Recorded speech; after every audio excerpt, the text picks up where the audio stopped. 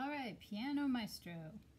I am going to guide you through Piano Maestro, how you might use it if you are a brand new beginner.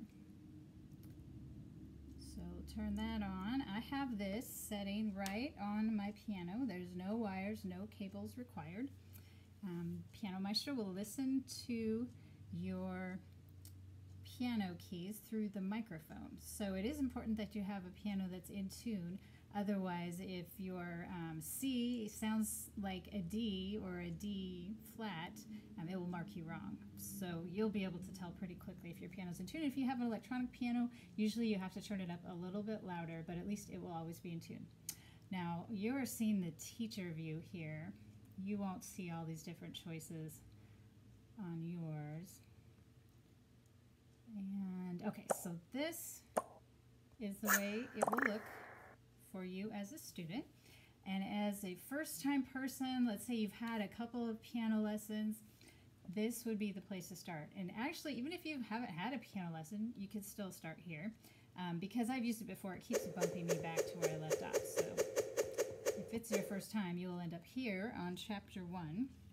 And there is a tutorial, which if you push that, there's a video. It'll actually walk you through how to sit at the piano, the white keys, the black keys, where middle C is, where to put your hand to play the first song, that sort of thing. So what I'm going to do is assume that you've already watched this, and I'm going to go over here to Vivaldi's Spring. In this Chapter 1, the only note that we're going to play is the middle C on the piano.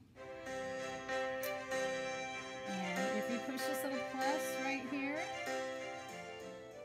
you can see what the music is going to look like. So you have an overview of what you're going to be playing. Everything is a middle C. So in that case, we're really only worried about the rhythm. We've got 1, 1, 1, 2, 1, 1, 1, 2, 1, 2, rest 2, 1, 1, 1, 2. So I'm going to close that out. And then I'm going to back up from this for a second here. Just want to hear what it's going to sound like. It gives you a little preview right there. All right, I'm going to hit the play button. The first thing it will do is ask me to hit a note on the piano. And I hit that middle C. 1,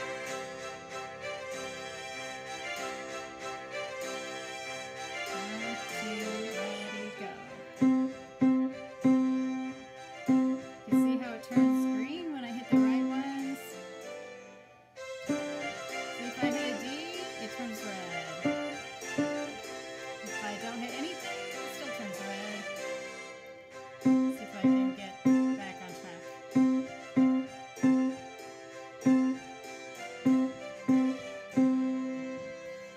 Let's see what kind of score they gave me for that. 68%. Oh, my timing is pretty good, but I need to get some more right notes. So then you have an option of going back to the menu, or if you want to play that song again, you press restart. And I'm going to just go over to Chapter 2 to show you some more options. I would like to pick a song that has a couple of different notes in it, so I'm going to pick Silent Night. Get a little preview of what it's going to sound like. And then we can get a preview of what it's going to look like here.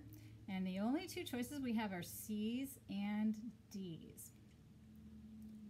And then, of course, the rhythm. So I'm going to push play, and then immediately I'm going to push pause once it starts going. First I have to hit my middle C. And then up here, I'm going to push pause because that will give me some options. So let's say I was having a difficult time telling the difference between C and D. I'm going to tell it, yes, I would like you to give me the note names. And also, I would like you to wait for me until I find the right note. So then we're not really going for rhythm in this case. It's just going to wait until I hit the right note. So I've clicked those two things, and we could make the tempo slower, but since I'm telling it to wait for me, I'm not going to mess with that. I'll just leave it. And we'll press the play again. And you see how it's waiting until I find the C.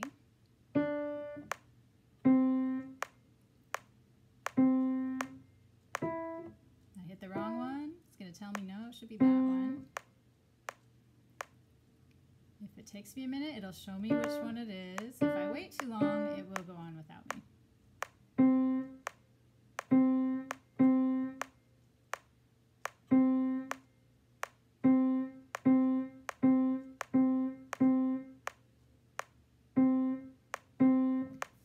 much rhythm going on in this case. We're mostly just practicing the notes.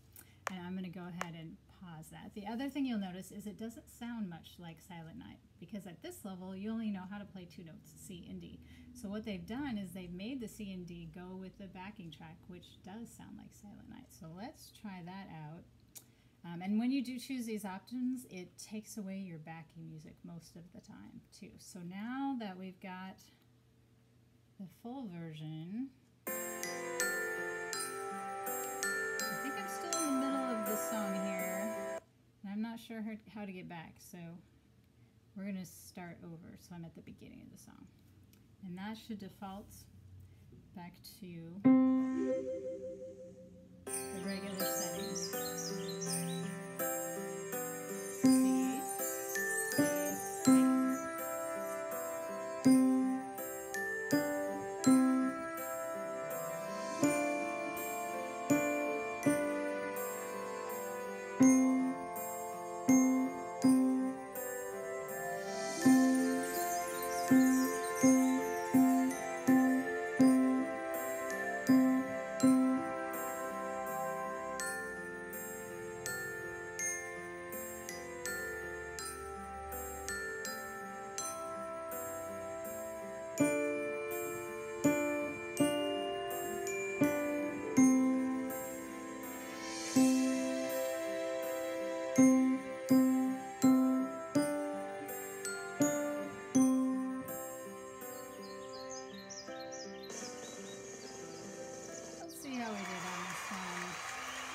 Oh, I did so good they want to take my picture. So you are also, if you want, push the share button. It'll let you email it to somebody if you're into that. So that, as you go on into harder and harder pieces, the notes by themselves will start to sound more like the real pieces. It's just at this beginning level that we don't have quite enough notes under our belt yet. So that gives you a general idea. Let's take a look at Silent Night. Let's say you wanted to break it down and practice it in small steps. You could do that on any of the pieces. And what they do is they break it into phrase 1, phrase 2, and then the ending. So 3 different parts. And first they have you practice phrase 1 with hold on, where it waits for you. And if you pass that, then it will unlock step 2. Slowly with the music, and if you pass that, it will unlock step 3. So instead of doing the whole song at once, you're just doing little pieces, and then this will be locked until you've done every single step. And when you've done all the steps and passed those, then this one will be unlocked. So if people like a slow methodic approach, this could be a good way too. So just another option. So have fun with it and let me know how it goes.